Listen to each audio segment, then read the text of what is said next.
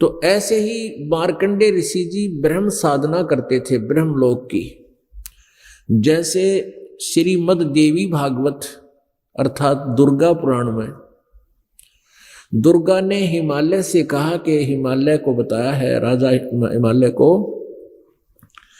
कि आप जी और मेरी भी पूजाएं छोड़ दो, सब पूजाएं त्याग देनी चाहिए जिसने मोक्ष चाहिए, और वो ब्रह्म की पूजा करे। ओम उसका नाम है, ओम नाम उसका मंत्र है, ब्रह्म की साधना करे, वही सब कुछ है और वो ब्रह्मलोक में रहता है।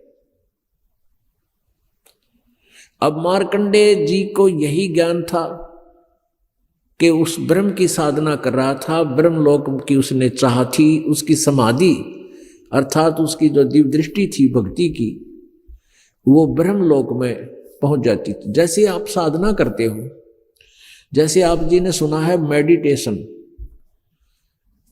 और ये भी सुना है कि कई कई वर्षों तक बैठे रहते थे ये समाधि लगाने वाले। वो समाधि के सांग है, ये बताऊं आपको, पहले ये डिफाइन करते हैं। समाधि क्या है? जैसे परमात्मा की चाह में आत्मा भटक रही है, कोई बाहर भटक रहा है, कोई तीर्थ पर जाता है, कोई गंगा पर जाता है, कोई जमुना पर जाता है, कोई मंदिर मस्जिद गुरुद्वारों और चर्चों में जाते हैं, क्योंकि आत्मा रुक नहीं सकती परमात्मा की चाह में, या लगी हुई है, लगी ही रहेगी जब तक वहां नहीं पहुंच जाती। तो ये जिसको भी जैसा मार्ग किसी ने बता दिया उसी तरह वो चल रहा है। कोई तो बाहर भटक रहा है, कोई शरीर में भटक रहा है। यह शरीर भी एक पूरे ब्रह्मांड का एक इसके अंदर मानचित्र है। आत्मा अंदर से जो मेडिटेशन करने वाले वो वही पुण्यात्मा करते हैं जो पहले जन्मों में भी उनकी यही प्रेरणा और प्रैक्टिस रही है। तो वो अंदर अपनी समाधिस्थ हो जाते हैं, वो किसी कमल में प्रवेश कर जाते हैं। हमारे शरीर में रीढ़ की हड्डी जो है, या बैकबोन बोलते हैं, पिछली साइड में, इस बैकबोन के अंदर की तरफ, ये रीढ़ की हड्डी बाहर की तरफ, ये अंदर की तरफ समझो। इसके अंदर ऐसा ही अलग से गैप है जैसे उंगली की खाल है, और इसके बीच में एक बहुत ही बारीक नाड़ी तंत्र है, और उसके ऊपर फिर मांस चिपका हुआ है।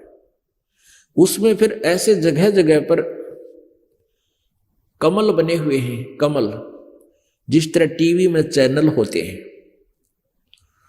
तो उन कमलों में उस समाधिस्थ होने वाला जो प्रैक्टिस कर रहा है, कोशिश कर रहा है, मेडिटेशन उसका अभ्यास बन गया, तो क्या करता है, वो किसी कमल में प्रवेश कर जाता है इत्तेफाक से, और उस कमल में यानी उसका वो चैनल ऑन हो जाता है टीवी का, और उसमें जो कार्यक्रम, नाच गाने, कोई एडवर्टाइजमेंट, जो कुछ भी खबर सबर आ रही है, उसको देखने में वो इतना प्रभावित हो जाता है, आगे से आगे देखता रहता है, यहाँ क्या होगा, वहाँ क्या होगा। तो ऐसे उस टीवी चैनल को देखते देखते वो बहुत समय तक बैठा रहता। वैसे ही मन ना टेकन दे एक मिनट भी आपको, ये तो ऐसे मन को चाहिए कोई और अच्छी वस्तुएं, उनको देखने में भी व्यस्त रहता है, और हमें ये ऐसे लगता है जैसे ये बड़ा तगड़ा भगत है, ये बहुत ही अच्छा अभ्यास कर रहा है और मेडिटेशन कर रहा है, बड़ा तपस्वी आदमी है। और वो तपस्वी तभी बैठ सकता है जब उसको कुछ अंदर में और चीजें दिखाई देती हैं, तो जैसे सौपन देखते हैं हम, इस प्रकार देखते देखते वो मन, ये आत्मा काफी समय तक ऊपर उन कमलों में घूमती, ऊपर के ब्रह्मांड में घूमती रहती है।